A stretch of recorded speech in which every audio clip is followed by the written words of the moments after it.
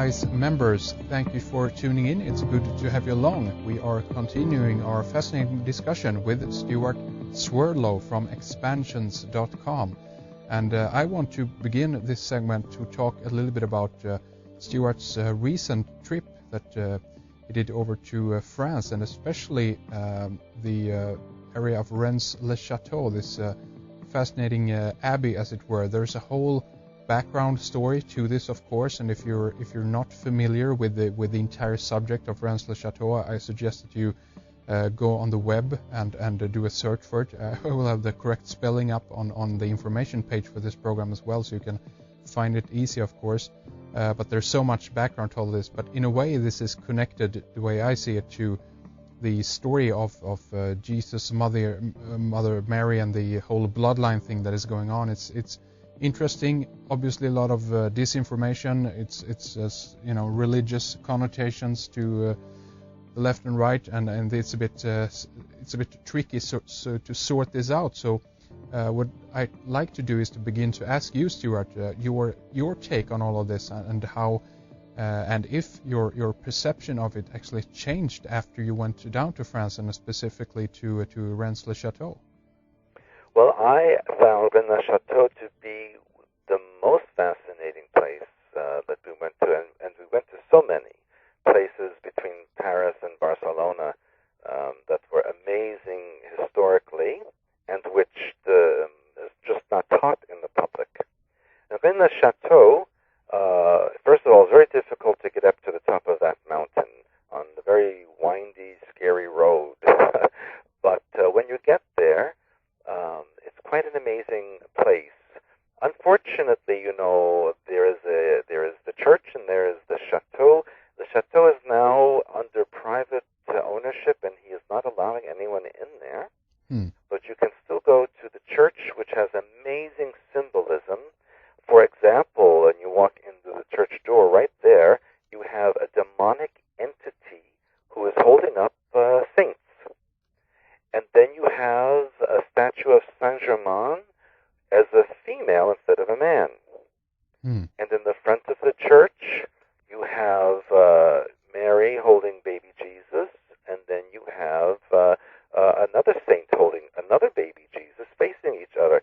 So the implication being that Jesus was perhaps a twin, and that Saint-Germain was perhaps a reptilian androgynous being.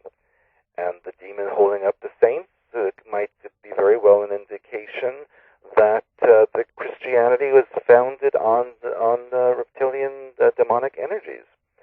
Basically, Rennes-le-Château is symbolic. The priest Saunier was actually trying to tell people that everything is not what you think it is. That Christianity is based on something quite opposite of what people believe it to be. And of course, 105 years ago, when he created all of this, there was no media the way it is now. There was no television, so he had to create symbols that would be left behind, that would make a statement. And I think he did that rather well. Of course, I also think he had his own agenda financially, because he had tons of money which no one knew where it came from.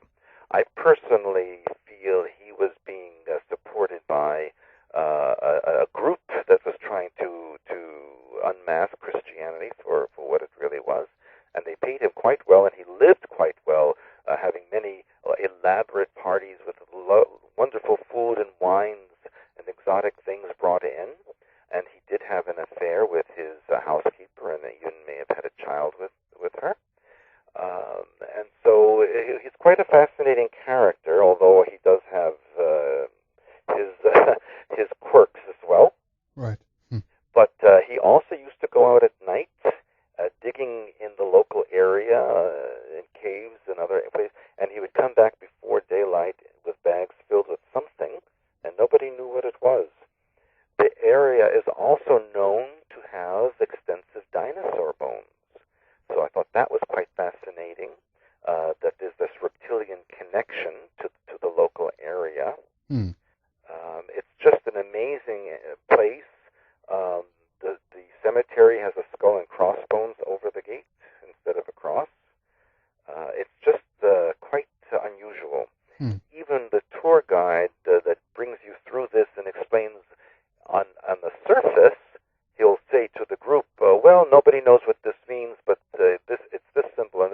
one knows what it means. And then privately, if you talk and you say, well, I know what this is and this is, then he opens up. And then he tells you, yes, there's many theories about this. And you have to, in France, no one offers any information.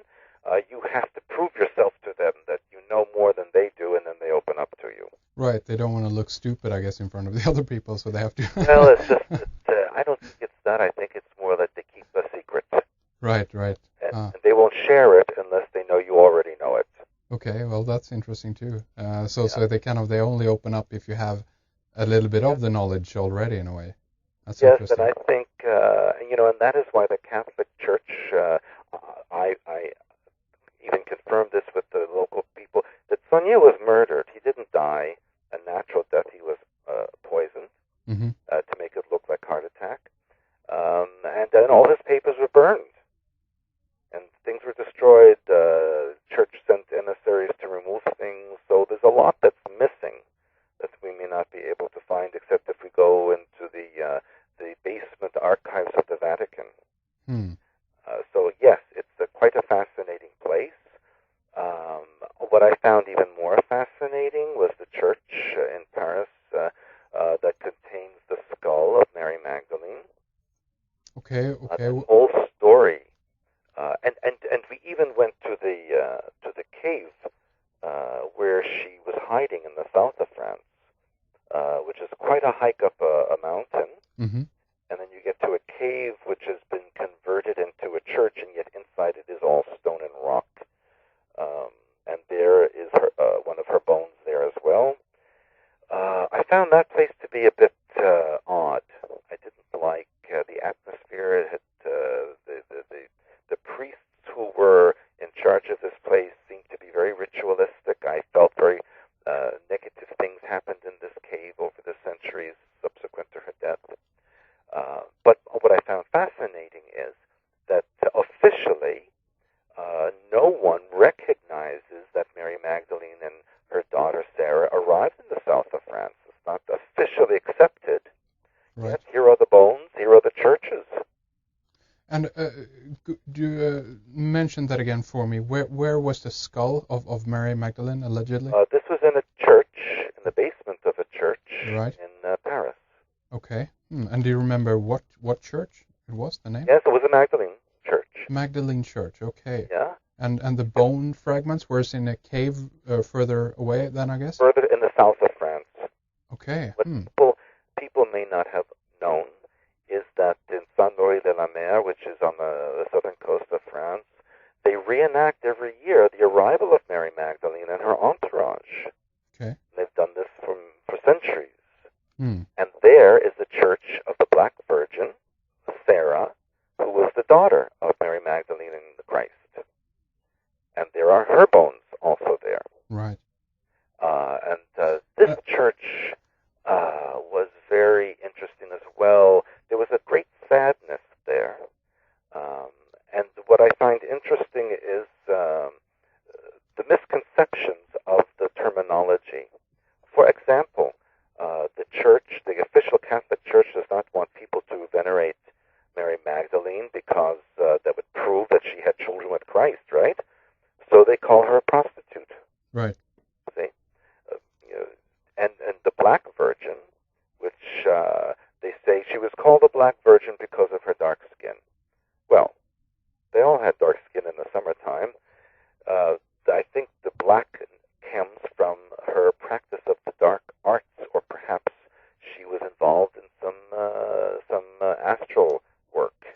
I think there's even connections to alchemy, which actually derives from the word kemet or kem for black in Egyptian. So there's a slew of interpretations on why the different Madonnas are black, but definitely you're right. It's interesting. Yeah, and so this continued right through the whole region, and people are not aware. Maybe in Europe is more aware that the south of France used to have a Hebrew kingdom, which was based on Magdalene and her descendants. And it was only up until the Merovingian time period that this was then dismantled and incorporated into the Illuminati territories. Interesting. And I mean, Do you feel that it's difficult to get to kind of the genuine story? I mean, since Holy Blood, Holy Grail, and definitely, of course, the Da Vinci Code, that success of that book, it feels like potentially then a lot of people in the region or what have you, even further up, they would in some way they want to connect with the story and offer something in order to attain more visitors to their local church or something like that. Do you get that feeling from what you saw when you were there? Well, my feeling of the books that you mentioned were purposefully out. And when a book is globally promoted like that, there's a reason. Yeah, I know. It's not that it was so well written, not that it was so well researched. It's presented as fiction, but it's presented as a precursor to the New World religion, which is being now installed on the earth. And this is what we realized when we got to Barcelona in Spain, and we visited a church that is being renovated called La Sagrada Familia, or the Sacred Family, and blatant reptilian symbols. The church is being filled with statues of gray aliens with large black eyes right there by the altar. Really? The outside of the church has huge reptilians crawling up and down the sides of the church. There are documents in stone placed on the outside that have enhanced words. For example, like the word slave is standing out from all the other words on the stone tablet.